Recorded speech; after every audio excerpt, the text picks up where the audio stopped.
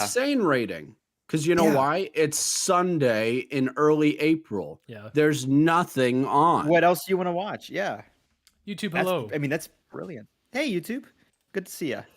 We haven't even started the podcast and we're already ranting. I hope you're well. Yeah. Oh, that's just my resting. We have to, little do you guys emotion. know, there's the pre-pro you see all of us like kind of getting on the stream a lot of times. But then there's also, we always pre-yell for about a half hour before we actually stream, and then we yell before we actually record. Yeah. It's like a vocalist, you got to warm up. Right. You got to warm up somehow, man. Yeah. Otherwise you're gonna strain something. You're gonna pull a muscle. To it. You think Skip Bayless just goes out there and says the crazy things he says just off the cuff? No, he warms up and he says worse things off the air. Yeah. He tweets it and then he'll say much better things on air. Yeah, right. Well, Johnny, maybe we you don't can want relate to see to his this, drafts. and this is just for stream because you guys, Discord's being bad and you guys can't see me. So my wife's out of town, so most of the time I record with this door behind me shut. But tonight it's open, and so if I just get murdered in the middle of the podcast, it's because I left that one specific I'm door 100% open. pulling up the stream on my phone. Yeah. Here it is. Aaron, we got Josh a watchdog 20 here. seconds ago. Well, we had a watchdog here. Where amazing. is he? There it is. There it is. Dog watch. How much for a Yes, watchdog? Archer. I mean, he's literally asleep. Aw. I was gonna say he'll save you, but I don't. Aaron, buds. the angle of that door, that just screams either like a Monsters Inc. style like door entry, or that one. You remember that one Vine where Big Bird just bursts through a door? Yes. Either of those is fantastic. Right there. Yep. So, anyways, if you're joining us on YouTube, let us know in the comments. I know this is a lot bit later than we normally stream, so a little late night podcast. Who knows how dangerous that could be? But since it is late, well, I just popped 2 NyQuil, so who knows what's about to happen? Let's go. Yeah, since it is late, that we can try to keep it to maybe wrap it up by 11:30. I know there's a decent amount of things we can talk about. Obviously, next week I think both the NHL and NBA regular seasons will be done. So that'll probably be our primary topics for next week, just as a heads up. Guys, I got a great what we're following. I hope that we can turn this into something that's a bit more like we can turn this into a watch and turn this into something participatory. Like I think I have a really fun what we're following. So I won't spoil it in the comments, but prologue. Hopefully this works. Not in the prologue. Yeah. Okay. Sounds good. All right, I will start recording. Yeah, check 1, 2, 3. Oh yeah, let me start recording. All right, we're recording. All good. Ready to go. I'm good to go. Amazing. Let's talk to it. Welcome to the Fifth and Goal podcast. My name is Aaron. I am joined, as always, by my good friends Josh and Johnny. We are back for another episode. It is episode 105. Listeners, thanks for being here. It's a late night podcast for the three of us. I don't know what time you listen to the podcast. Maybe it's an early morning podcast kind of day. Maybe it's mid-afternoon and you're falling asleep at 2 o'clock like the most of corporate America. Whenever you're listening, wherever you're listening, we just want to say thank you. We're excited to get into all of the basketball action that happened the first week of Major League Baseball. A whole lot more. But before we do that, Josh, what's up, man? How was your week? You know what it was yesterday, Aaron? It was 95 here. Oof. I mean, it's been warm here too. I can not relate to 95. I try never to relate to 95, but it's been, it's been nice. Jonathan the Husky through that weather down in Houston. It's April How dare 3rd you? and it's 95, and of course it's Texas. Dallas is not as bad on humidity, but Houston's horrendous. Yeah. So I am sorry. I know that was Houston's version of trying to smoke out UConn. Or sweat out UConn. How about that? Did not work, but they gave it their best shot for some reason. Big SDSU fans, I suppose. But yeah, we're all just reeling up here, down here. I have no clue. I know I don't want to be the guy who always just talks about the weather, because then that's big boomer energy, and you do not come to this podcast for big boomer energy. You come for big sooner energy come October. But do we though? Yeah, because it's their. I mean, I'm assuming we're rooting against Texas usually. I don't. They have enough going against them. Yeah, it's not like we root against Texas. Myself we just highlight included. their failures, which are usually abundant. Yeah, It's really just expected at this point. It's not trying to make them lose, but it is in fact like giving them over to what they truly desire, which is to be an 8-4 team perpetually. I mean, is it mean if I just put it on my calendar as in like it's just an annual event? Like, is that mean? Like, I want to go back to the I'm not. podcast. I realize I'm the guy who does the least amount of sports on this podcast. I feel like I've been able to nail the Texas schedule the past 2 years, like you have almost down to the game. Yeah. So, You have. yeah. Well, So Texas good. is punishing me for being snarky against them by being 95 out. Yeah, that's tough. Johnny, what's up, man? Nothing much. Got the pup had to go to the vet this week, so we got cone of shame this Our week. mascot. So quite sad. He hates it, but he's doing all right. We've had windstorms around here, so it's like a wind tunnel. The poor guy probably is suffering in the wind, but Oh no. but he's doing all right. He's a champ. He's Our- sleeping right now. Yeah, He's totally our brave medicated. podcast mascot. Mm-hmm. Yeah. I'm the only mascot Pick him up we'll and ever show need. you, but he's so out, so I will leave him be. Yeah, that's He's okay. not normally allowed on the bed, and he's on the bed, so it's allowed. I like it. All right. Well, yeah, my week was good as well. Josh, again, not 95, but we've had some nice weather here in Ohio, so trying to soak that up. As you might imagine, I watched a lot of baseball between today and the last time we recorded, so thoroughly enjoyed some baseball. The Reds are in first place in the division. They're clearly going to win the World Series, so 3-1 start to their season. Pretty incredible. So yeah, World Series champs, Cincinnati Reds. Congratulations. But overall, my week was really good. Excited to watch more baseball. Excited for the NBA and NHL playoffs. I know in typical podcast fashion, we kind of just tend to move from one subject to the next. And partially it's because the sports calendar just provides that to us. But we'll mostly be talking about those two playoffs next week, because this week we have a lot to break down, because we had obviously the men's national championship last night as we're recording. We had the women's tournament end too, and that was a fantastic tournament. In many ways, it was better than the men's tournament in terms of how many people actually decided to want to show up and watch this championship game, both on television and go to the game. So that's exciting. But let's start with the men's Final Four, just because it's right fresh in our minds. Again, this happened last night as we recorded. We had UConn, we had San Diego State. The Aztecs needed a buzzer beater to get past those pesky Florida Atlantic Owls. Meanwhile, Come on, guys. America's team. What are you doing to me? I know. And then UConn rolled past Miami, a double-digit win there. And ultimately, they finished the championship with a double-digit win. That was the theme throughout the tournament. The Huskies won every game by double digits. And really, this game kind of really summarized how well UConn was playing. Early in the season, they were unbeatable. They started out the season 11-0. Then they hit kind of this middle stretch of the year where they really struggled, dropped a bunch of games, and you thought, oh, yeah, remember that UConn story? That was kind of fun. I guess we know who they are now.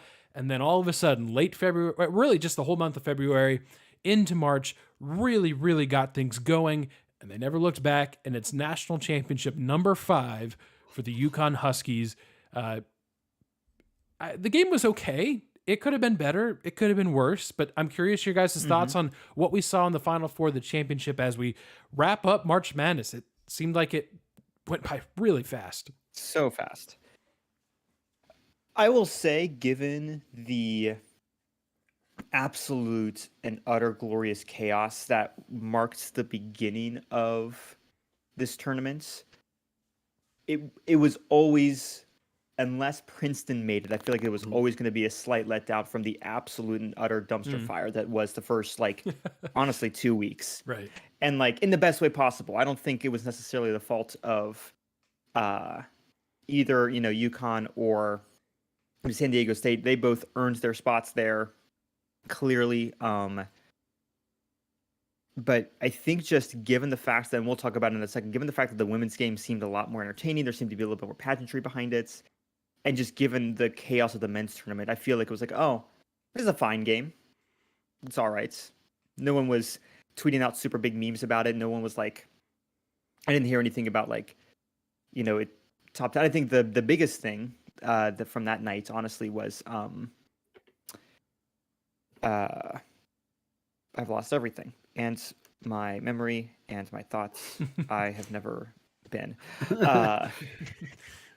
Uh, the biggest event that I heard about more than anything was Jim Nance and his final sign off, and we Oh all my gosh. cried, Yep. as you should. But yeah, I feel like that was more of a highlight than like, again, nothing wrong with the game, but I didn't hear anything that was like, oh man, this is going to be one that we're going to archive for the the next 30 or 40 years, which is fine. There's nothing wrong with that, but just given everything, it was good. It was fine. No big controversy, at least in my mind. No, it was fine. It felt like it was about to be a blowout early on, and San Diego State's defense was just really too solid for UConn to completely pull away and blow them out in that game. But after the first 5 minutes, when neither team could miss, after that moment, it was very obvious who the better team was. Selfishly, I really wanted Florida Atlantic to beat San Diego State just because they matched up better against UConn. That would have been a free-flowing, high-flying game. Now, they still would have had nobody to match up against Sonogo or Klingman in the inside, but that's not Florida Atlantic's game. So they might have been able to mitigate the size and strength of UConn on the interior if they had a good shooting game. San Diego State, that's just not their game. They play very defensively. They play very conservatively. The offense, and you saw it throughout the tournament, they had several one-possession, some one-point wins. They get close at the end of the game. They shut the other team's offense down. They get it close at the end. They make their free throws, and they just want a chance to win it at the very end on the last possession. And credit to them, they were outstanding at doing exactly that throughout the tournament. But UConn has far too many offensive weapons in this game for them to keep within that pace. I mean, they even somehow cut it down to about 5 points, I think, with like 8 minutes to go or something like that. They gave it a good shot. There's just nobody on the Aztecs that could really create their own shot. They want to be physical and penetrate into the paint and post up, and that played right into UConn's hands. UConn's very deserving champion, clearly. I mean, they won every single game by double digits.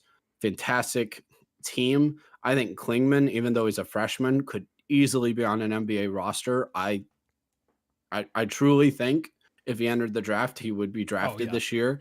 Sonogo is an excellent, honestly, kind of what you're looking for: size and speed and endurance and versatility and strength on the interior of the modern NBA. I think he could be excellent. And then you have Hawkins and those guys on the outside that who knows. So UConn has guys that with potential, with NBA potential on their team. And there's no one really that you can say on San Diego State that probably has that potential.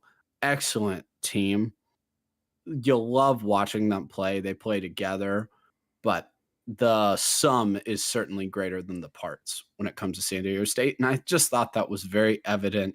Star players usually win these games in the NCAA tournament final. Yeah. With no disrespect to San Diego State, because there's a reason why they were in the national championship game. Mm-hmm. The difference of athlete was just different for UConn. Now, part of it is, Jonny, as you mentioned, it was the way San Diego State has gotten to this point. Their offense heavily relies on getting it inside to their posts, making moves, and then looking to kick out. The problem is when you try to go one-on-one against Adama Sonogo or Klingen, you run into a wall. The number of players that tried to post up those two players and then just got stood up because they couldn't do anything because they're too big and too strong was so many. It threw the offense out of whack. At one point, the Aztecs went on an 11-minute streak without a field goal. And you're right, San Diego State's defense, they play so hard, and they played so hard, and they fought so hard. But I'm not sure any team can sustain that kind of field goal drought in a national title game and come up with a championship. And it wasn't just those two players. It was UConn across the board. In the first half, UConn had 8 players that scored. It took 25 minutes into the game for San Diego State to get a single bench point. So it wasn't just Sonogo and Klingon, although certainly they were the stars. Sonogo is the most valuable player of the Final Four. It was across the board that UConn could put in a guy like Klingon off the bench. Jonny, I agree. I have never seen, or at least not in a long time, I've never seen a player who's 7'2" run the floor and demonstrate as much athleticism as Klingon does and erases shots like crazy. Even if he doesn't block it, the way he and Sonogo were changing shots all night, it's not like the Aztecs were just hoisting up a bunch of threes and none of them were falling. Although that was also true. They were getting looks at the rim, but they just couldn't steer it into the basket with the length. So I was really impressed by UConn this whole tournament. In a way, it was a great summary of how dominant they were. They're playing their best basketball, well-deserving champions. Yeah, I don't know. I don't know if I have much more to say.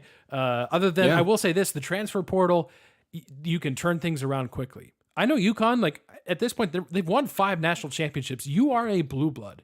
But this program... that argument's ridiculous. Yeah, anyone that says they're not a blue blood, just, I'm sorry, they are. They just are. The only... Does this blue bloods, and I'm not to play devil's advocate, but I was going to ask that tonight. Josh. They're not, because I said so. No, the one argument I've heard is that Duke has had the same amount of championships since like 91, I believe, but they've done it with the same coach. The fact I think that's less impressive. Oh, really? You think the fact that they I think that's much less impressive. Oh, okay. Well, let me explain why. So,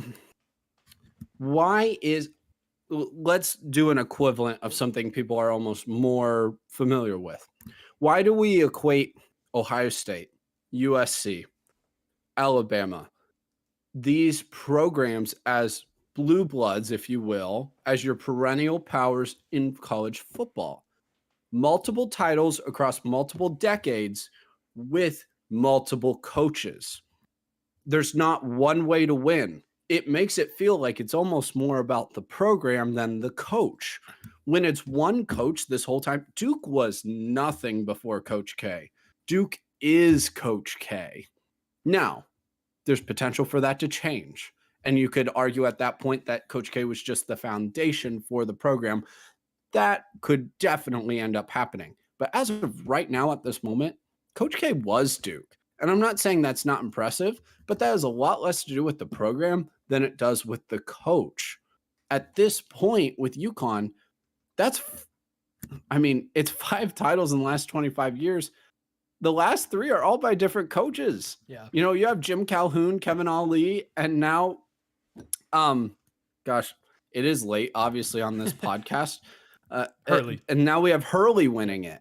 You know, I think that's insanely impressive. The only reason that this is an argument with people is because UConn's titles are all more recent. You know, that they were not this power, way back when Indiana and UCLA were winning all their national titles. They just weren't. And so that can be harder to come to terms with. UConn's also had valleys that are so much deeper than a normal Kansas, North Carolina, Duke, where at worst you have what North Carolina did this year. And it was like this year for North Carolina was like tragic that, oh my gosh, they missed the tournament and they barely missed it. UConn's been had some horrendous years in between their national titles. But when push comes to shove, this team program is insanely good in the Final Four. Yes. I believe the record now is like what 5-0 now. Yeah. I mean, that's crazy. So I just don't think you can ignore that. It's a little different, but I think every single fan base in the country would take those valleys UConn's had for the peaks. Because that's what it's about. It's not about making the tournament every year. It's not about that. It's about winning your conference. It's about making the Final Four, and it's about winning a national championship. And UConn does those things, even though I know they didn't win the Big East this year. Yeah, Jonny, that's where I was going to go too. Is like UConn, yes, they're a blue blood, I think, but you're right, kind of an untraditional path from really kind of depths of despair just 3-4 years ago to now national champions again.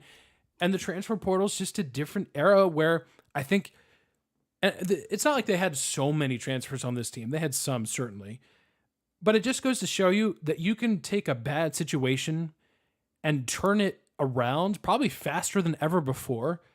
But I would also say the opposite is true, where a good situation can all of a sudden get really bad. I'm not saying that's going to happen with North Carolina, but they lost Caleb Love. He's gone to the transfer portal. He might be the most notable transfer in the portal. And you know what? He can come back to North Carolina. I doubt he will. Now, Armando Bacot's back with the Tar Heels. I'm not trying to turn this into a let's talk about North Carolina 6 months before they play another game. But the idea is that I think you will see this. Number one, I think we saw more parity this year in college basketball than we have in a long time.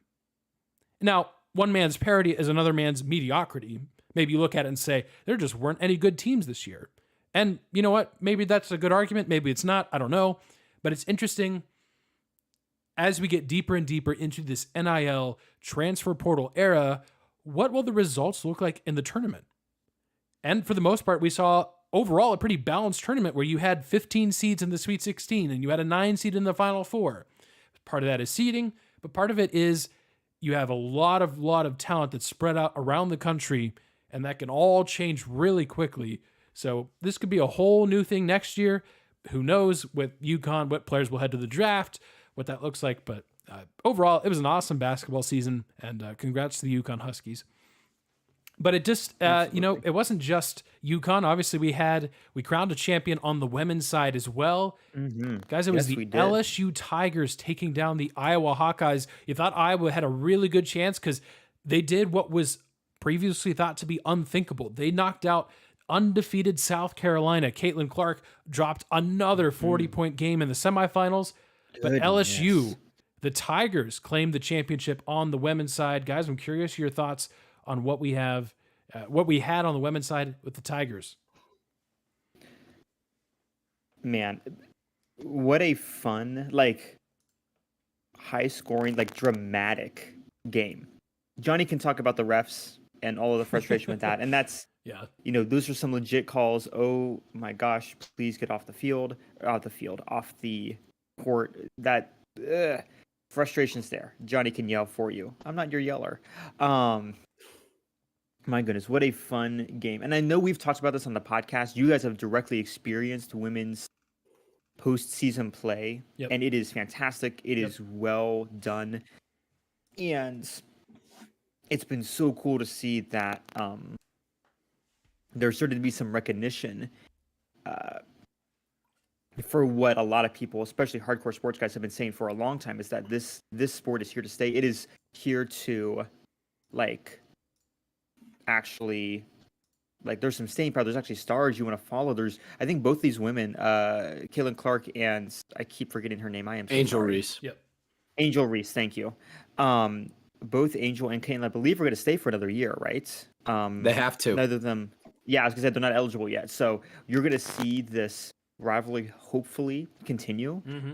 And straight to Joe, anyone who was yelling at either of them for being not classy, please shut up forever.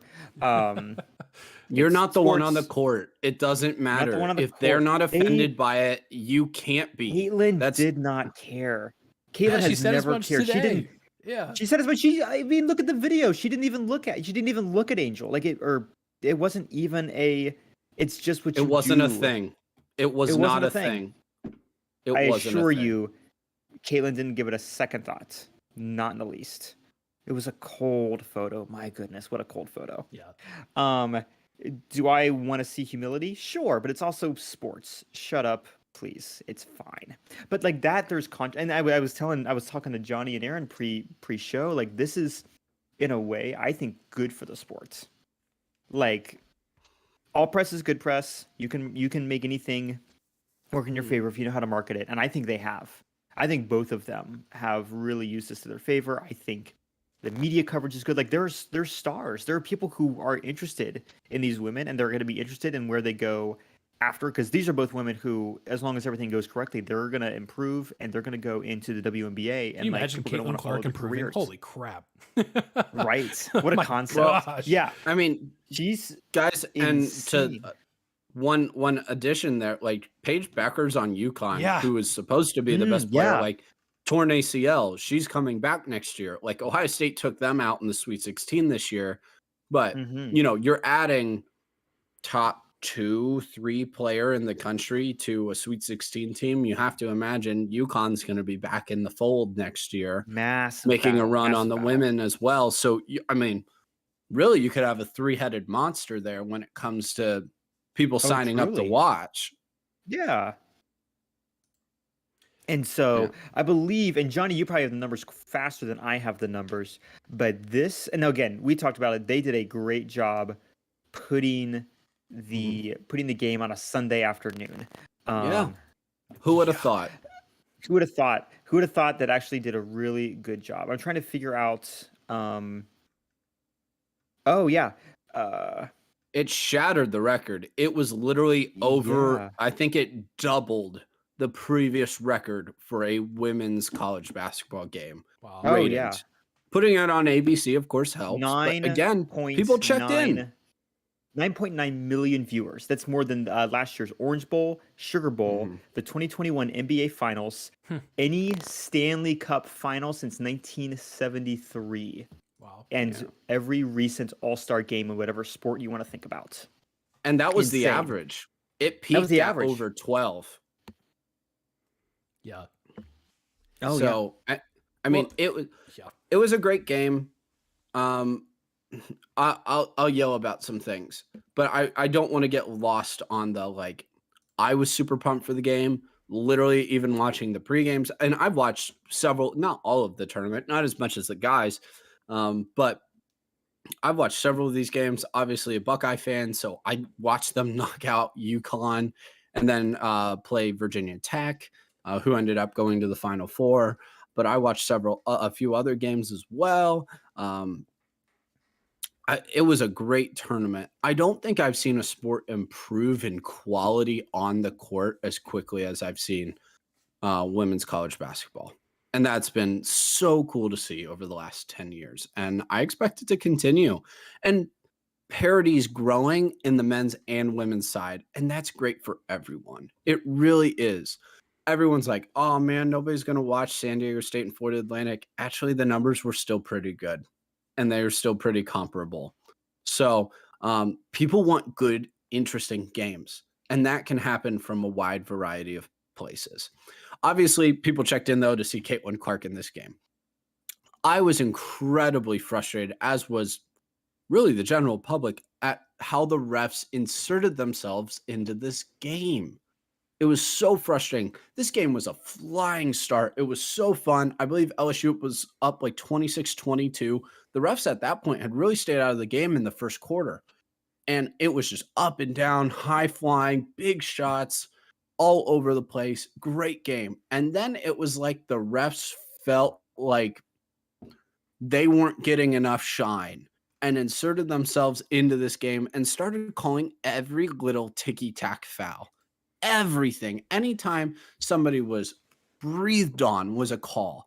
And it was infuriating to watch this game because it put Angel Reese out in the first half early. It took Caitlin Clark out of the game. That technical was insane. Yeah. That would have never, ever happened in the men's tournament. It would have never happened. It just wouldn't have. I will say this one thing, and I don't want to harp on LSU too much because they're fully deserving of the national title. So don't hear that from me. Kim Mulkey, how does she not get a technical in this game? How? And the entire universe, is saying, guys, I'm begging you to call a technical on her. And it's not because of her politics. It's not because of anything else. She's halfway out on the court the whole game. Genuinely. People weren't kidding when they're like, she's in Iowa's set right now when they're on offense. Like she's in the way. Josh, you're right. There's that video. She's literally making contact with an official. That's an automatic technical. This is no longer a judgment call. Yeah. She's initiating contact. It's not even the ref accidentally bumping into her. That would still technically be a technical on the coach for being in the ref's way. but she's the one initiating the contact. It was absolutely absurd to me that she didn't get a technical. Would have that changed the game? Probably not, but that just felt really infuriating. I mean, at one point in the game, well after a play had occurred, she basically asked the officials to go review a potential foul call, and they did it. And that just made you feel like she had the refs in her back pocket the whole game. So the officiating of the game was extremely disappointing. They were very influential. They stopped a lot of momentum. Any brief period of 3, 4, 5 minutes where there weren't many foul calls was incredible. And that was what we all tuned in to see. I almost would have liked to see what these numbers could have potentially been had the officials been halfway decent and stayed out of the game. Because I think some people might have tuned out because there were periods where it was like a 5-minute stretch took 30 because the officials kept blowing the dang whistle. And so that was the one thing. But I want to be positive. I want to be positive here. It was an awesome game. The talent on the court is insanely good. It's phenomenal. I have no issue with what LSU, Angel Reese, or anything after the game. Would have I done it? No. My preference is always to watch you go celebrate with your team. And I felt like she was almost focused more on rubbing it in than celebrating with her team. So personally, I would not have done that. But she can do what she wants. She won the game. Yep. Caitlin doesn't have a problem with it. I don't have a problem with it. Both can be true. That's not what I would do. She can do what she wants there. There was absolutely nothing wrong with that. You can tell LSU for some reason has that inherited LSU SEC trait of feeling disrespected when they've never been disrespected before. I don't understand the brainwashing that occurs in that conference. When Angel Reese said that she was offended for South Carolina that Caitlin Clark didn't guard that the 3-point line. I don't understand the logic whatsoever. It's a different team. Yeah. And that couldn't shoot, by the way. It was right. It was a game plan. And also, Aaron, she didn't shoot. So she knew. Yeah. She had the self-awareness of like, they're leaving me open for a reason. Yep. I didn't understand that. But that's funny to me. Like, that's not like, oh, I'm going to get angry now and rant about how this is terrible and classless on Twitter. Like, give me a break, guys. Give me a break. Josh, you're right. Overall, that content's probably good for women's basketball, though, because it's in the news. So, fun game, really fun tournament. ESPN did a good job. NCAA said that the rights for the women's tournament is up, and they're probably going to negotiate it separately for the first time this time. Wow. And I would expect it after this national title. It's perfect timing for them. They'll get a decent number for that. Yeah, that's good. The ticket prices were, by the way, pretty insane. I think if you just wanted to get in the door in Dallas, you were going to pay upwards of $500 a ticket. So that's pretty crazy. Good for the women's game there. Comparatively, and I know it's different, but just as a frame of reference, you could get in, I think, for the whole Final Four and championship for like $80-$90 for the men, which I'm not really... The point I'm trying to make is I'm jealous that I don't live in Houston for that particular moment, because that would have been a lot of fun. But yeah. Before we leave this, guys, thoughts on, because part of the reason they were able to keep those ticket prices not insane is because they used I believe they used the Astrodome. No, the NRG. Where NRG. Houston Oh, that's plays. right. Yeah. That's right. So thoughts on these big, like not traditionally basketball stadiums to host these big tournaments? I was seeing some people slightly complain about it ruining the atmosphere. However, it does bring a lot more people in who previously would not have been able to get in.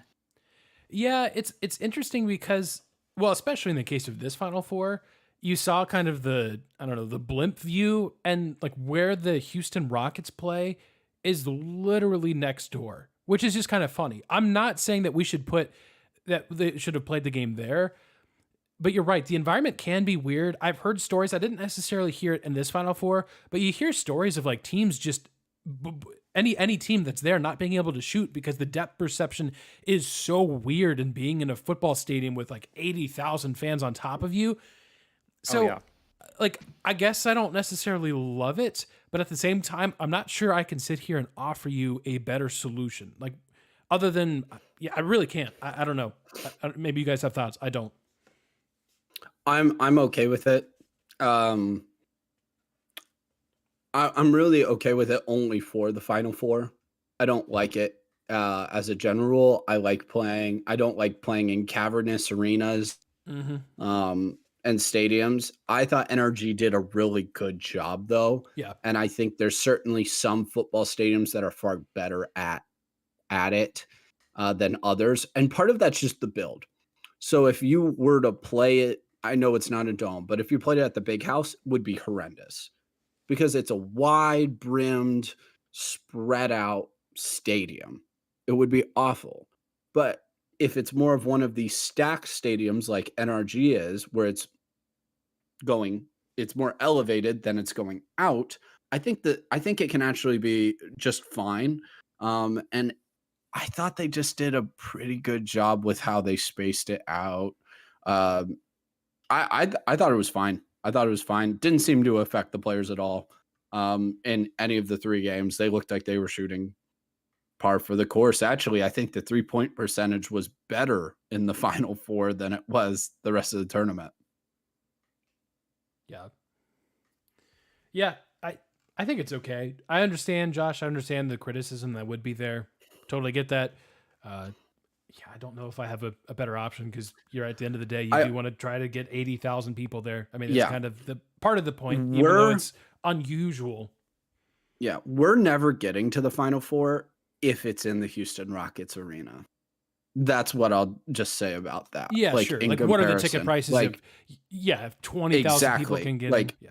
It's already insane. They were lower this year just because of the 4 teams that were involved. But just imagine if only Texas or Houston had gotten in. Right. So you could leave the rest of the teams the same. Those prices would have skyrocketed. Yeah. And that's, again, in the football stadium. You put it in a basketball arena, the chances of us getting in are very slim. Yeah. You know, to be able to afford that. For the average person, it's already tough. I think you make it near impossible otherwise. Yeah. Well, and you hear people say, excuse me, you hear people like even Joe Burrow said the Super Bowl feels like the people there are spectators and not even fans because what normal fan can afford a Super Bowl ticket? And again, I realize this is a prestigious game to a certain extent. That's just the way it's going to be. But you also don't want it to be that. You want students to be able to get in the door. I thought the San Diego State crowd last night was tremendous, and that's awesome. Mm-hmm. That's awesome. So I don't know if we've answered anything, but there we go. All right, it is time to move on. Real quick before we jump into picks of the week, did you guys watch any baseball this weekend? The reason I ask is because we have some pretty significant rules in baseball now that we've seen them. I'm curious if you guys have any thoughts or if you paid attention to that. Again, hopefully this is not indicative of, again, it's an adjustment period. I have seen nothing but pitch clock violations and batter violations. And right now, it looks like it just feels like it's another opportunity for them to flex their stuff. That's an adjustment period. I've seen enough people. I will just say I've seen enough people go, "Oh, this is why we should have ever had it." Shut up, please. Right. We're 5 days. Literally it's 5 days into it. Yeah. Is there adjustments? Yes, there's going to be adjustments. There are a lot of old school pitchers. Most everybody on that field are not used to muscle memory holding on to the ball like for that short amount of time. So there's been some weird errant pitches, there have been some weird batting changes, like there's been weirdness. Everyone's going to have to adjust to this. However, it has been demonstrated to work in the minors, and it will overall still improve the game. And I will tell you, as a weird thing, I do not mind if it makes pitchers slightly worse and give a slight advantage back to batters. Yeah, of course. More infield play, please. Yeah. I will take that. I mean, we hit like a 40-year low in batting average, Josh. You're right. Yes. Yep. Yeah. Yeah. If we want to talk about like, hey, stop swinging or nothing, like. Well, right. Yeah. If your only other alternative is home runs or nothing, like I think this is a fine compromise to make. Yep. Mm-hmm. Obviously, very small sample size, but I love the changes. I thought they'd work. They are working so far. I mean, almost a 30-minute on average shorter game time is amazing. Yep. Love that. It's also like it's a shorter game, but with more action, as you just mentioned, Josh. Like the ball is in play. There's more stolen bases. Like it's awesome. I love it. Aaron, to answer your question though, the only game that I've really been able to watch was that White Sox Astros opening day game. And I'll give just a tiny little rant here. Why was there not wall-to-wall baseball on normal channels no on idea. opening day?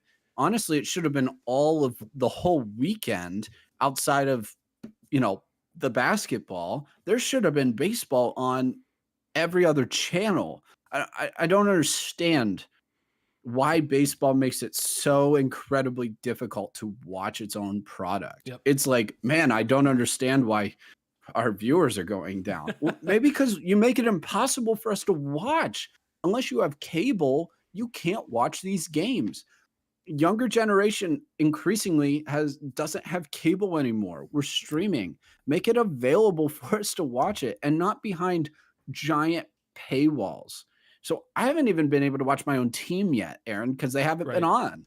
So I haven't been able to watch the Reds yet. Yeah, so that's understandable. That part is frustrating, but it seems like things are, even just watching that Astros White Sox game, the pace was so much better. It felt like the game was flying. And so I did like that. Yeah. Jonny, I have MLB TV because I'm a baseball sicko, but I completely agree. Like how? And normally ESPN has like a quadruple header opening day. Right. They had one game. And I don't understand, like maybe the TV deal is different and I haven't been paying attention. Like, I don't know if maybe that's dumb. Turner Sports owns more, but they're tied up with, it doesn't matter. You're right. It's dumb. I'll agree with you guys. We have some concrete evidence, approximately 26 minutes shorter game time. That's through opening day weekend. Through the first 4 days of the season, we have seen 31 more stolen bases than we saw last year. You can kind of look at a bunch of different metrics. Hits are up overall. I was watching the Cardinals Toronto Blue Jays opening day. Most of it, and there was a bunch of hits, and a bunch of them were just singles through the infield where normally you'd have a shortstop playing out of position that would make that play. That was great to see. You're seeing more traditional defense. You're seeing some shift. I'm glad that teams still have a little bit of wiggle room to use strategy, and maybe they move a second baseman over right as close to behind second base as he can get legally. It's all good. And yes, Josh, you're right. There are plenty of growing pains, and you're going to hear some pitchers, I'm sure, that aren't happy with it, because one thing I've noticed is that usually when an inning is going poorly, what do you see a pitcher do? And what is he instructed to do? What is he coached to do? You try to slow down the game. You step off a couple times, you gather yourself, you take some deep breaths, you try to figure things out, you try to get out of an inning with minimal damage. There's no longer time to do that. Yeah. It's 20 seconds. You got to deliver that next pitch, whether or not the previous pitch, the ball sailed over the fence. So again, really small sample size, but I felt like I noticed as if, more like every other sport innings. has had leaders. Yeah. Every other sport has leaders where they have to make this. You think Tom Brady, we can joke, and you can make your joke right here. I'll wait. That was really funny. So you think that Tom Brady gets like a minute and a half to compose himself as he's getting blitzed? No, he has to go in under 5 seconds at times, if not shorter, and just send it. Like, if that is a marking of an athlete, of a good athlete, is being able to perform well under extreme pressure.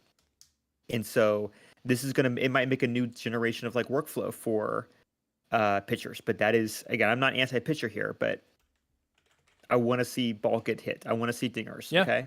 And so, like, if your complaint is that you can't control the game, yeah, guess what? Most sports, the individual athletes cannot control the game to their liking as much as they would prefer. Yeah. There's a shot clock in the NBA. There's a shot clock in the NCAA. There's a snap counter. There's a snap timer in football. Like, this is normal for most sports. Yeah, it is. Mike is joining us on YouTube. Again, you can catch us on YouTube. Hey, Mike. We live stream this podcast there, and we're also trying to figure out TikTok too, so stay tuned to that. But he says it's probably because stolen bases are easier to time once the clock turns off. Yeah, that's true. Like the rules, Yeah. it's not just the bigger bases. It's the fact that pitchers only have two. What do they call it? They call it shoot. There's a specific term for it. Throw outs. What? Oh, disengagements. It's only because Yeah. pitchers have two what they're calling quote unquote disengagements, which is essentially either stepping off or throwing over to first. You can disengage the third time, but if you don't throw over and actually get the runner out, it's a balk, which is wild. So that's part of it too. He's also pointing out that the pitch clock sometimes turns off when the pitcher is actually like starting his motion. Which in theory, yeah, you're right, could give the runner like a heads up. Oh, hey, I can run now. So that's part of it. Again, growing pains. And I will say, and I'll kind of wrap this point and we'll move on to the picks of the week.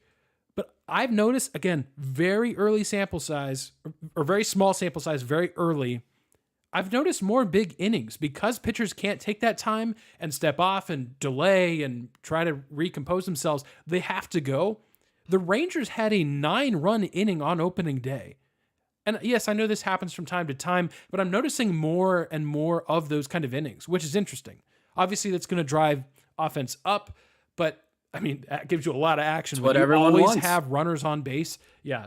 So I think it's going to be fascinating to compare at the end of the season, like, okay, how much were stolen bases up? Are we going to see like 60 base stealers? Because I think the tops in the majors was 41 last year. Will we see us? I think we will. I think the answer is yes. I think we will see people with 60 stolen bases. I think you're going to see more 40-40 guys. I think I talked about last week. I really like Ronald Acuna Jr., his chance for an MVP this year. I think he could hit 40 home runs, 40 stolen bases. But anyways, yeah, guys, thanks for sharing your thoughts there. I think it's good overall, even though it could be a little ugly at first. I think it's trending in the right direction. All right, so we said goodbye to Jim Nance from the NCAA March Madness perspective. It was very sad. As Josh said, we all cried. But it's Jim Nance week, which means the Masters is here, and that's what we're going to do for Picks of the Week. But we got to run down what happened last week and get you an update on our running scoreboard. So last week, of course, we picked baseball, but for some reason we decided to pick the World Series, which won't happen until October or November. But we did repick, I think for the third time, we tried to pick something in March Madness, and we did a little bit better. UConn did, in fact, beat San Diego State. Congratulations. So I think, Johnny, you came away with 2 points because you had that, 3 points because you had that exact matchup with UConn winning. I had 2, and I think, Josh, you also got 1 because I think you had Florida Atlantic winning. It was a nice spicy take, but unfortunately didn't result in very many points. But no, that means that our got to go for the spice regardless. Yeah. That doesn't mean our scoreboard reads myself with 60 points, Johnny with 54, Josh with 51. So we are going to pick the Masters, but I think we did this last year. We're going to do a Masters draft. We're each going to get 3 picks to pick a golfer. Whichever golfer finishes best or with the lowest score will get a point. I think last year we made the rules like you had to pick the winner, and none of us did. So we did all this exercise and didn't get a single point. So there will be a point that is scored. Let's say, how about this? 1 point if you're just out of all 9 golfers we pick, if you have the best one, it's a point. But if you also pick a champion, it's like 2 points. What do you guys think? Yeah. All right. So that's what we're doing. We will, of course, order our draft based on current scoreboard order. So that means, Josh, over to you for the first pick of the 2023 Masters draft. Thank you so much. Thank you so much for having me. This is an incredible historic event. I'm going to take my picks the same way I always do with my draft, is I go with whatever the vibe is at the moment. And right now, ladies and gentlemen, the vibe is names that just right now, at 10 o'clock at night Central Time on 2 NyQuil that are really hitting hard right now. I'm going on names that just sound real strong. Yeah. They're kind of short names tonight for me. Short names. Not a ton of syllables, in and out. Spend your time playing golf. Don't say your name. So with that said, my number 1 pick overall in the 2023 Masters draft is Jon Rahm. Good pick. Just a strong name, man. That guy could operate a forklift with that name. That man's got his forklift certification. He's ready to go. He's World Cup certified, I assure you. I have zero reasons for picking Scotty Scheffler, but Josh left the odds on betting favorite. So I'm going with the odds on betting favorite. Given I feel like that You never it's go with odds on betting never favorite. You go with the person who Yeah, is most exactly. middle. That's exactly what I was about to say, Josh. But it's very true in golf. I would love an advanced stat for that, but I feel like it's almost never the betting favorite. But it's also not like the person who's like 10,000 to 1. It's always like someone who's in like the middle, like upper 3/4 of the betting odds. You know, like they're in that upper quarter. eh, And you're not shocked when they win it, but they wouldn't have been your first or second or even third choice. I Yeah. said those first, second, or third very specifically because we're only picking 3. Mhm. So I'm picking Scotty Scheffler. Hey, it's the person in the immortal words of Dwight Schrute. It's the person you most medium suspect. Exactly. Amen. All right. I'm going to pick Rory McIlroy. So kind of just a notable name, but I feel like he's like really hot or cold. I feel like he could be like plus 10 in this tournament, which by the way, some suspect weather could be rolling in. They're thinking it could be like 50s and raining. So, I don't know what that means. But I believe he's from Ireland, which I feel like that's just perpetually their weather. So for also that Absolutely. reason, but super hot or cold. I think it could be plus 10. It could be minus 10 to win the whole thing. So I'm picking Rory. And that sends us over to Josh. Round 2. Awesome. Round 2. Hold on. I'm getting rid of. Oh, so sorry. I found a stronger name for my 3. But for my number 2 pick, this might end up going to my most middleist pick. I'm going with the ever incredible Jordan Spieth. Nice. Again, strong name. That's a guy who could own a country club. Like be the manager of a country. No, not a manager. Own the country club. Nice. I'd pay my dues to that place. Oh my gosh.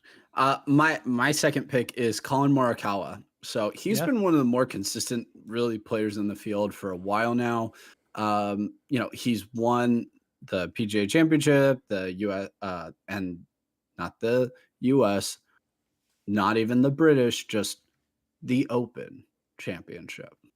So sorry for all you golfers out there. I understand. It's not the British Open, it's just the Open. But anyway, he's been very consistent. He's won 2 majors.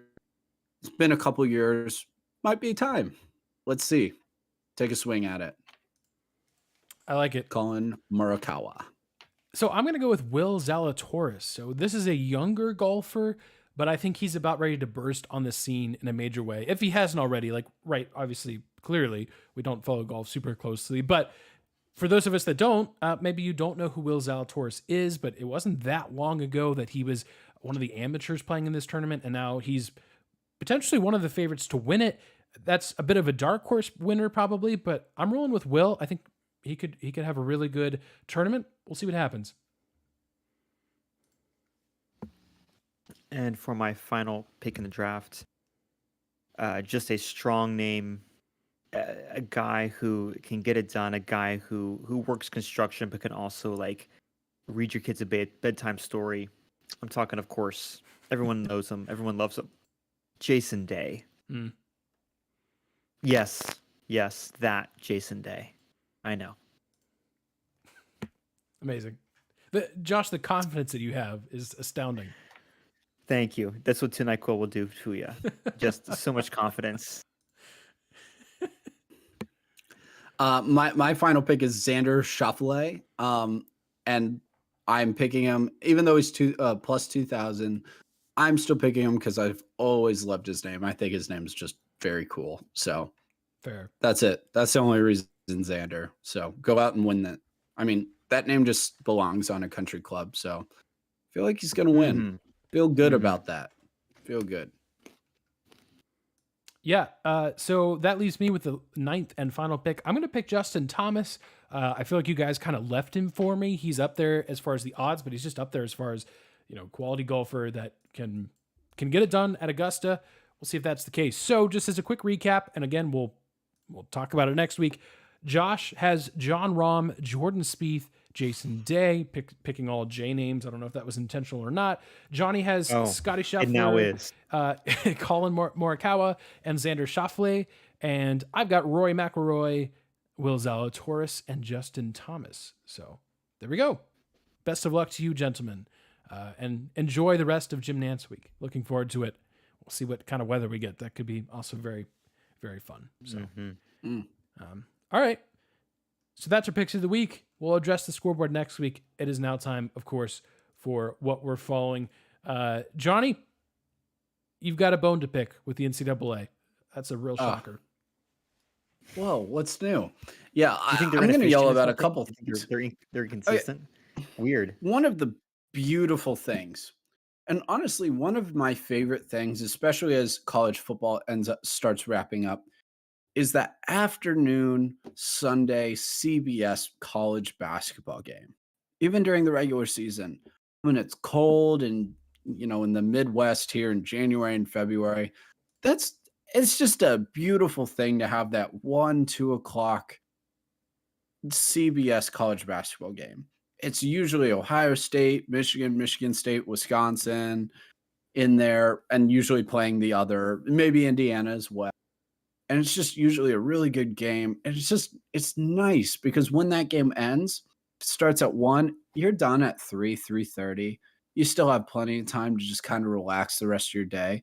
It was nice to have that one game, kind of when you get home.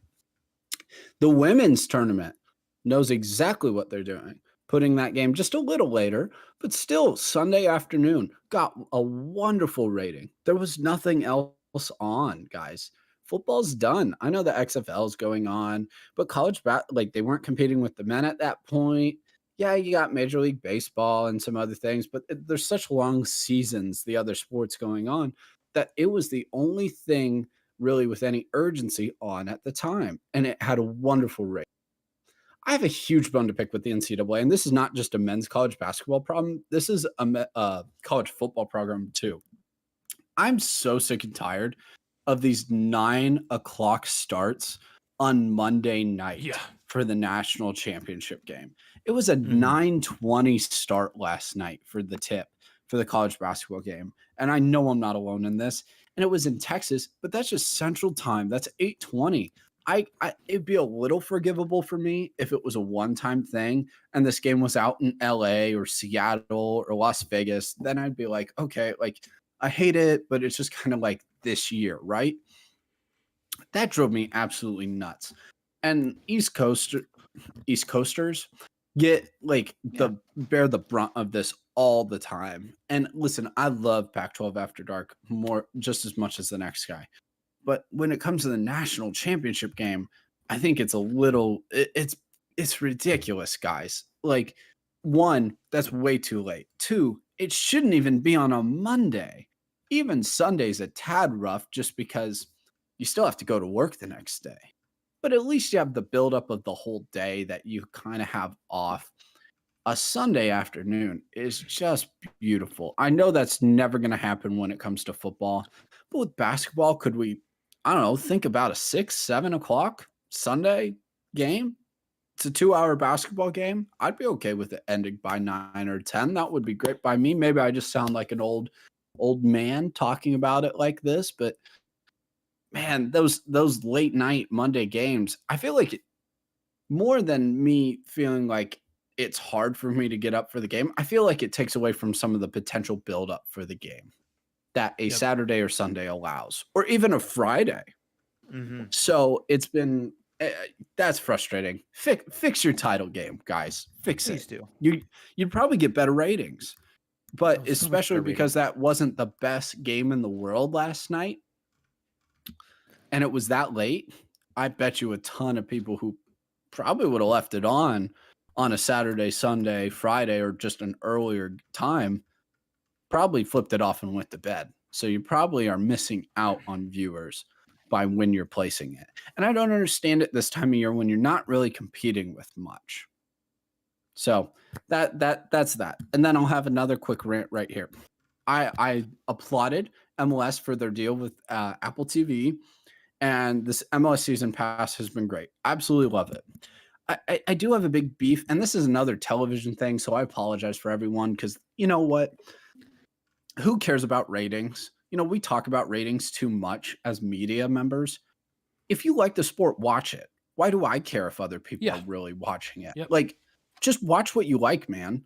What you don't need to be defending millionaires and billionaires and giant corporations. If you like watching lacrosse, watch lacrosse. Who cares what the rating is? Like, obviously, I want it to be good enough that I get to keep watching it on television. But otherwise, I don't care. I care that my team wins. I don't care that it gets a good rating. I'm not sitting here with my fingers crossed hoping for a good rating. Anyway, apparently Apple's not thrilled with how many season passes have been sold. Well, I have a slight solution here for the MLS, whose I doubt their ratings have been great so far. Stop putting every single game on Saturday night at roughly the same time. Yep. Every game is starting at like 7 o'clock and 9 o'clock on a Saturday night. Also, that they can do MLS 360 on the season pass and that they can flip from game to game to game to game. Guys, you know what? The Premier League has the same thing, but the Premier League also will have a game at, and bear in mind, again, England, so the times aren't totally comparable. But on a Saturday morning, they'll have a game at 7:30. Then they'll have like 4 games at 10, and then they'll have another game standalone in the afternoon. Sunday, they'll have 2 additional games, not at the same time. And then they'll even sometimes have a middle of the week game on Wednesday. They'll have a Tuesday, Monday, Friday game. They mix it around. MLS, by pigeonholing yourself on Saturday night, it is so hard for even a diehard MLS fan to watch multiple teams. You're limited almost to watch only your team, which is all I've been doing. I would have loved to watch some of these other games. I have no opportunity to watch any of these other games because I'm watching the Crew, and I'm not going to turn on MLS 360 because I don't want to miss anything with my team Right. in my game. Separate them out. You're not competing with anything. Once the NCAA tournament, the first couple rounds die down, there's so many open windows throughout the week right now in this spring. I know once football gets started, you don't want to be playing a bunch of games during the NFL, especially. But right now, those times are open. Why aren't you playing these Sunday afternoon games, these Sunday evening games? Why aren't you playing Friday night? Why aren't you playing Monday? Exposure is the biggest thing for a sport that's trying to grow. That's why, again, women's basketball, brilliant time for it to get the maximum amount of exposure. MLS is really failing at that. This deal with Apple did not keep them from having games on Fox and ESPN still. And I see there's like one game on Fox every single week, and it's like a 4:30 kick on a Saturday. That's not enough, guys. That's not enough. You need to spread some more games out. You can still do MLS 360. Just limit it to like 3 or 4 games. You have 14 every week. Just do like 4 games at one time in the same window with MLS 360 and spread some more out. This is not difficult. I feel like I'm a crazy person saying this because it seems so obvious. And they're like, man, nobody's buying this. Nobody's really watching. Ask some of the actual fans. Like, we can't watch more than one, and I'm not sacrificing my own team to check in on everybody else. Right. You know, I'd love to watch those other games. I love watching a bunch of other college football, but I'm not sacrificing watching the Buckeyes to go check in on how Alabama's doing against, Ole Miss. That's really probably not happening. So spread the games out as best you can. I know you can't make it perfect, but you're not really trying. Yeah.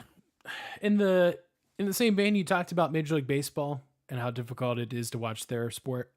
There was a picture floating around on Twitter of a big TV screen in the Chicago White Sox stadium and one of their like big kind of merch stands, if you will.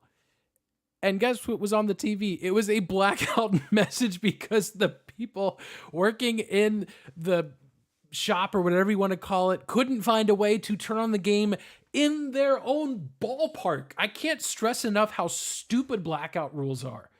They benefit baseball in the extremely short term, and you're killing your game. Look, you've made some good changes. Yes, controversial, but good changes. And you're just destroying your fan base because they can't actually watch your sport. And it's apparently not unique to baseball. But Jonny, I'm with you. This will irk me to the day I die because this problem will probably exist until the day I die. Yeah. But it's just insane.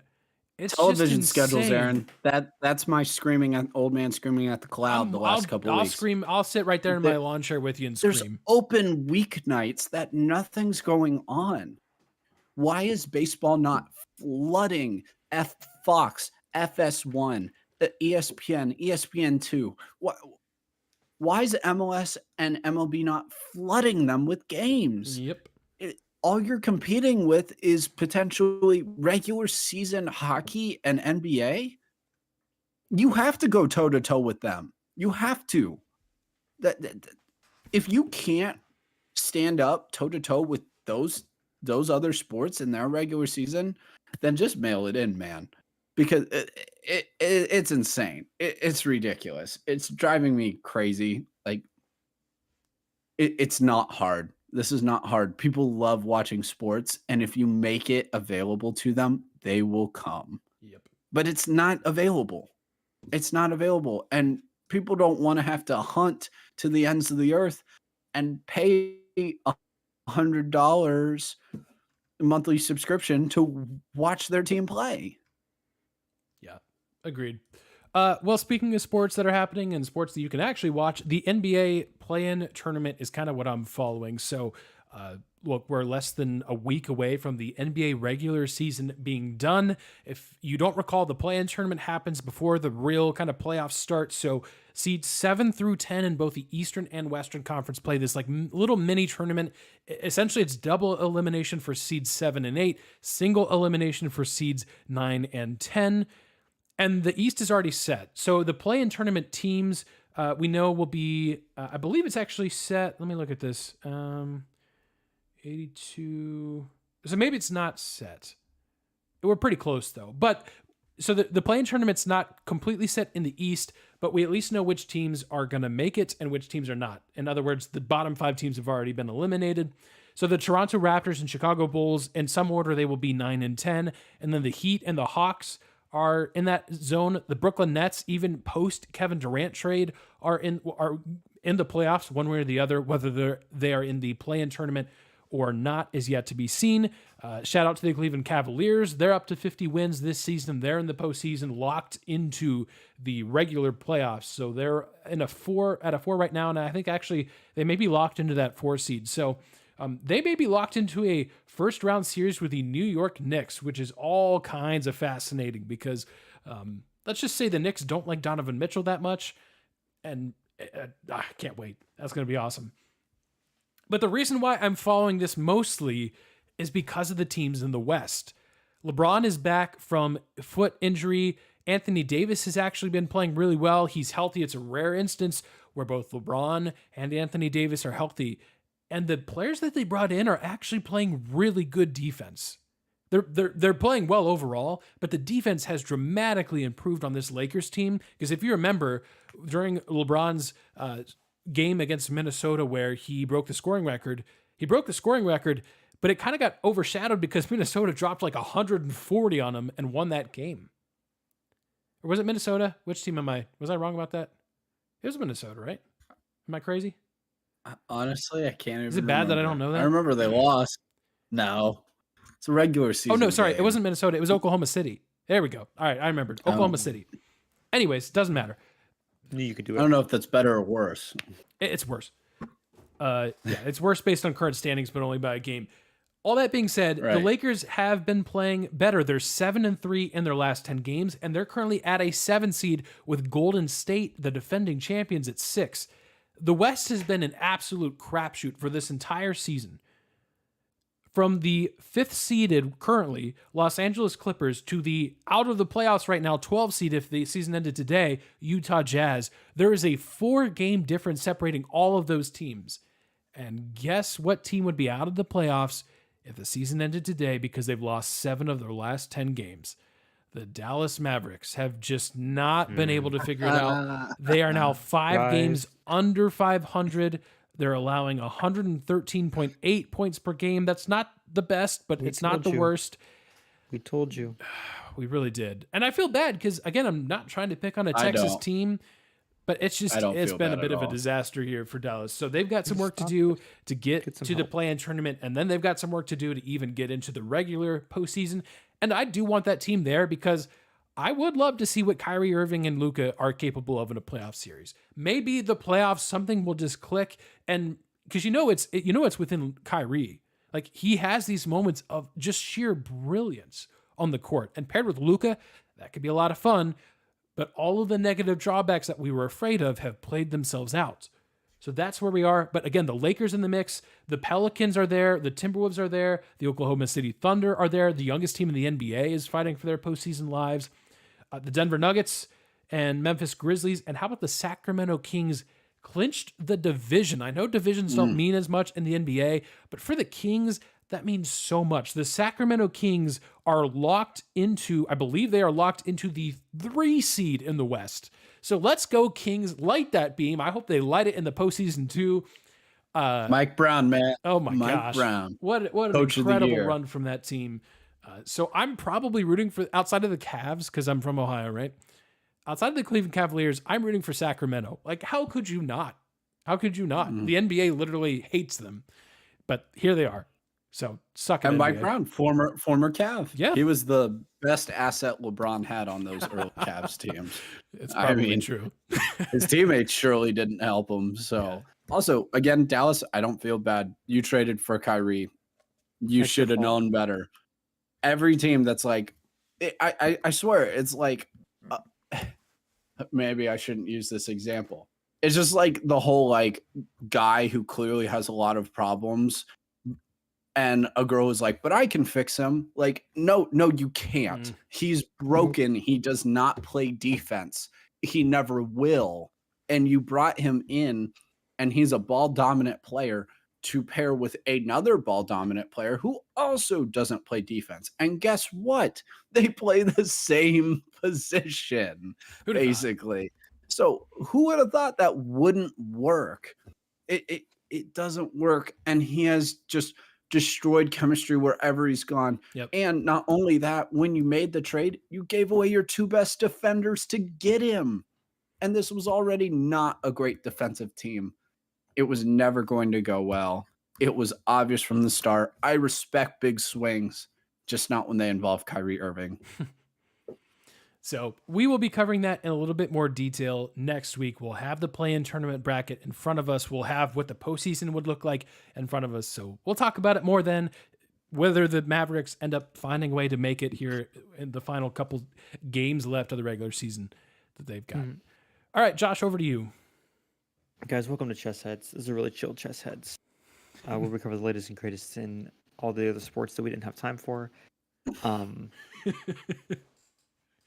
If this is our Guys, best podcast episode, like as far as listening, the unfortunate thing is, Josh, you'll have to take a NyQuil before every episode. I'd just like you to know that. I'm gonna be just like half asleep. We love it. This is as close to ASMR as you guys are gonna get. Guys, we love baseball. Yes. And specifically, we love minor league baseball. And you know why? Amazing Theme names. nights.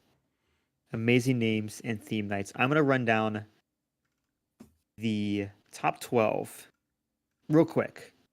Best promo nights that I've been able to find I love it. from a TikTok video. Amazing. I have dates, I have teams. If you want to go, figure these out. I want to go to all of them. I haven't even heard it yet. Lehigh Valley Iron Pigs gender reveal night, August 5th. Guys, Actually, I take it back. No. No, I want no part of that. you want your gender reveal to happen there? Go there. I don't Go, want and any gender they'll shoot off a reveal. cannon that's pink or blue, whatever you want. They'll get If it I for you ever August have a 5th. kid, I never want a gender reveal. Actually, I'm foolish for saying that. Like I would have any choice or say in the matter. There you go. Like, Good come job, on Johnny. now. Here it Yeah. is. Way to go. Some You're wisdom learning there. Numbers 11 and 10, both taken by the Charleston River Dogs. Number 11, Dad Bod Appreciation Night. You get a discount. Okay, for that's having a Dad excellent. bod, August Well done. 17th. And their third annual toilet paper night. This time it's toilet paper night 3, the final wipe. That's May 20th. You just basically stay after the game and you get to TP the field. Nice. Oh, okay. The Fresno Grizzlies. Tinder nights. I don't know. They have no description on that. It is just Tinder nights, like swipe right nights. Nice. So I don't know. Bring your Tinder dates. I don't know. Okay. The Frisco Rough Riders. I Yes. can actually go to this one. Peaked in high school night, May 11th. Oh no. Go wear your Letterman jersey, get a discount. That's incredible. Oh no. Oh Um, no. Oh it's man. fantastic. Yeah, that's like I checked. That's like 30 minutes away from me. Yeah. That's awesome. AAA for the Hudson- Rangers, I believe. It's Mhm. Texas, man. They all got those Letterman They jackets. all peaked in high school. Yes. I feel like you don't have to ask them like to wear it though for a special night. I feel like they still just wear them. Oh, they do. Oh, they do. That they wear their A&M rings and they tap them all over the gosh darn place. Going to any class with A&M grads, it is just the loudest. Like, it's just consistently just them just. It's just graduation rings. It's not like they've ever won anything. So it's No. It's a mutual. It's a whatever you guys want. Man, number 7, Hudson Valley Renegades, September 8th, Snooki Nights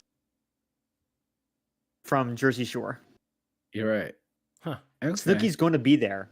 We have where the Snooki will be there. Okay. Well, that's So, real I then. guess- Okay. I'll Yeah, I was give gonna them say. that. Yeah, I was gonna say. I guess dress up like Snooki. Watch Snooki go onto the field and wave, and maybe through the first pitch. I don't know. The next 2 from the Akron Rubber Ducks. You can go to these nights, guys. Yeah. There's actually 3 of them. 6 of them. There's 2 tied for 5th. Okay. I do not understand what this one is, but I think I know. I'm going to try. April 7th. So that is coming up in this weekend. Yep. There's a Brony in my Cincinnati Chili Nights. I think Okay. there's a jabroni in my Cincinnati Chili Nights. April 7th. Here's my guess. I think it is a riff on. Do you remember? It was like the weekend of the Super Bowl, and it was going to be. I'm sorry, not the Super Bowl. Bengals. Bengals and Chiefs. I've lost all memories. Like And while the Josh is struggling. mayor of Cincinnati, and like the mayor of Cincinnati was like, "Hey, we're gonna like, Mm-hmm. Yeah. oh, you know, Joe Burrow owns." Yep. I think it's a riff on that. Okay. That's Yeah, my he's a best guess. I dumb. think it's a riff on that. Gotcha. Yeah. It was a dumb. I think it's just gonna be that guy all night. Tied Everybody for in fifth. Also, Cincinnati Akron was Rubber like, Ducks. "No, you idiot! Shut up." "Shut up," and it's his fault. I still blame It him. is Straight to jail. It is his fault. Him. Tied for 5th, April 18th. They have literal nights.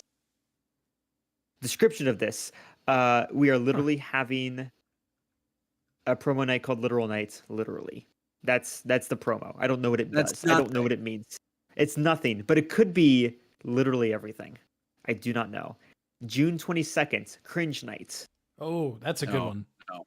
I want nowhere near That's that. got to be Night, some Johnny. excellent people watching, though. Come on. That's gonna be some fantastic that's people watching. fair, That's fair. Pensacola Blue Wahoos. Yeah. Apostrophe S Night. Apparently, a lot of people on Twitter misspell their name with an apostrophe. It is just the Wahoos, like multiple Wahoo, Oh. not a Wahoo possessing a thing. So they're just gonna have a whole night of spelling errors. There's too I many love it. Midwesterners down there in Yes. Florida possessing everything. Yeah, there's probably going to be, there's people on the streets protesting it. It's like, it's called Kroger's. It's called Myers. I'm like, you idiot. Which is me. I'm speaking on, to guys. myself because I probably have Yes. done that before. But There's too many Oh, Midwesterners man. that have relocated, like I've said Aldi's probably my whole life. Now that I which is think about correct, it. Aaron. Good job. Thank you. Hey, this is just in time for the Masters. The Augusta Green Jackets. Yeah. All you Taylor Swift fans, they're gonna have Red Night. In parentheses, Augie's version. Oh, Wait, they're the Green Jackets and they're having Red Night. Yes, it's for you, Johnny. Oh, those Augie's those version. poor colorblind people. Yeah, it's for you. They're It's not for gonna you, know. Johnny. They're not gonna know what hit them. We've established that The, you're colorblind on this show, right? Oh, I'm sure plenty of times. Not Yes. that colorblind. But Uh, yeah, anyways. I don't have the. I forget the specific promo for this one, but it is clearly a Taylor Swift night. So Yeah. Hmm. go to Augusta. That is April 28th. Yeah, this is she another will one. not be there. Oh, she's I they're mean, 100% not going to be there. Plenty plenty busy. She will not. She sold out. She sold out 3 nights in a row at AT&T Stadium this past weekend. There's no way she's going to be at the Augusta Green Jackets game. Yeah, she's not going to that. So sorry, guys. Okay, final ones. We're almost there, guys. Congratulations, we've done it. Yes. You can go to this one, guys. Okay. East Lake, Ohio, the Lake County Captains. Oh yeah. Richard Knights. Yes. If your name is legally Richard, Dick, Yeah. Rick, Rich, whatever, free entry. And I'm gonna have to get my dad to go. And you can participate. You can get him to participate in the Rick parade. Yes. They're having, I believe, before the game. Yes. He would hate that. I should definitely. Yes, he would. Please make him do it. Please make him do it. I want video. And finally, we couldn't pick one. This is everyone's favorite, the Jacksonville Jumbo Shrimp. Yes. And this is one we're just gonna pick our favorites. I have name. I have like 6 of these, and you're just gonna tell me which one tonight we're gonna do. Okay. And I'll put this one on our official list. Rules of the Road Nights. And sorry, none of these have descriptions attached to them. I have no clue what these mean. I like Rules of the Road Night. Rules of the Road Nights. I hate to be blunt nights. Swedish furniture nights. Breakfast. I do love that. Breakfast for dinner with killer cereals. Ooh. If you can't duck it, like duct tape. If you can't duck it nights. Per in the park nights. I assume bring your cats. Phobias nights. That could be really fun. No, I don't want to be biased, but my personal favorite is let's put the fun in funeral nights. What the heck does that mean? I guess I have to go to find out. I have no clue. I'm scared to look up that description, but man, I want to know what that is. I want to know so bad. My vote, can I combine 2? Is that allowed? At this point, we're talking about the Jacksonville Jumbo Shrimp. I don't think there's any rules anymore. Okay, cool. I would like to combine the Swedish furniture and the breakfast for dinner. So I can eat my cereal, my whatever it said, my amazing cereal, sitting in my, what I'm assuming is my Swedish chair. Yeah. Yeah. Bring your own furniture. That's what I call a great Saturday. BYOF. Bring your own furniture. That's the most specific night ever. Yeah. Hold on. I'm just going to look that one up. I got to figure out. Baseball or otherwise. The most specific night ever. Oh, man. Yes. I want to go down to Jacksonville just for that night. Mm-hmm. The Swedish furniture breakfast cereal night. Wait, why did I specify that it was breakfast cereal? All cereal is breakfast cereal. Johnny, you are more well-traveled than I am. You know that is not the case internationally. Well, they can be wrong. They can be wrong, Josh. That's like saying, like, you know what my favorite cereal is? Breakfast cereal. That's not specific at all. That's nothing. That's a Parks and Rec quote. Because it's true. It's like you can't say my favorite kind of cake is birthday cake. That's nothing. That's not helpful. Aaron, I found the description for Swedish furniture nights. Okay. Have you ever opened a flat packed box and just need more stoja to get it done? When all the pieces hit the floor, do you just sit back and finish? That said, when you finally finish, it can be it better be darn Billy. I assume these are all Swedish words. Tonight, we give a group of fans some flat packed Swedish furniture and see who can assemble it the fastest. No way. Also, that's Swedish incredible. fish. Also, Swedish fish. I cannot say it. That's incredible. Mike on YouTube said it's BYOF, bring your own furniture. Which it's incredible. Just that's an incredible concept. I'm so sorry. I obviously am picking let's put the fun in funeral. Here's the promo night description for that. Oh man. Presented by Danny DeVito's Mortuary Hairstyles. Ever want to know how many baseballs can fit in a coffin? Us too. That's it. That's it. Oh my gosh. All right, you're right, Josh. You've convinced me. I'm picking that one. That's a good way to end. Nah, you can't talk me out of breakfast food. I'm in on the breakfast food. Just right, put me in the casket of baseballs with cereal. I'll be fine. Oh my. Well, while we go and road trip all those, we hope you enjoyed this episode with NyQuil included and everything else. Thanks for putting up with late night us.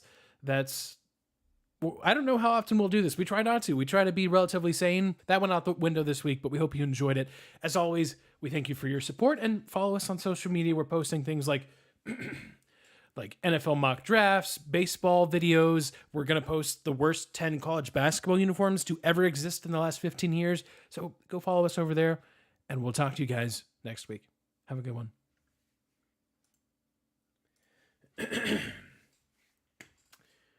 All right. Sweet. YouTube, thanks for hanging out with us. Mike, thanks for joining us tonight. Appreciate it, man. I can't get over the baseball one. That's so funny. We need more just absolutely insane, Yeah. See, why is this limit? My question is always, why is this limited to minor league baseball? Like, why do we have to take ourselves so seriously in the other sports, especially during the regular season? Like, basketball's really long. Hockey's really long. Why can't we do that in these sports? Like, come on now. There's 162 games. We can do this at the professional level too. Like, let's go. You're not too good for serial night. Sorry, Major League Baseball. Yep. No one's too good for serial night. No. If you think you're too good for serial, you're too good for everything. Yep. All right. YouTube, we'll see you guys next week. The Pistons have a